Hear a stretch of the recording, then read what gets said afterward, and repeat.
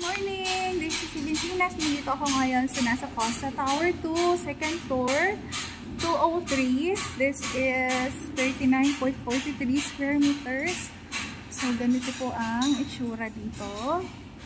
So, syempre, meron yan toilet and bath, kitchen, etc. So, ayan. So, ang magiging view po ng ano nyo, so, pakita ko muna sa inyo yung laki. Sige lang po tayo. Ayun ang magiging view nyo. That is Tower 2 po. Tower 2. Tower 1. Tapos, ayan, mountain. So, green. Tapos, may view kayo ng dagat. Sa may balcony na ito. Sa may balcony area. So, sorry sa kulay ng dagat. Dahil kay Guring, kulay tsokolate po yan. Pero kung maganda po ang panahon, ay kulay blue naman yan.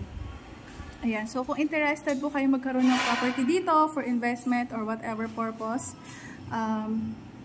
please, we are now accepting LOI po. Please message us para ma-assist po namin kayo.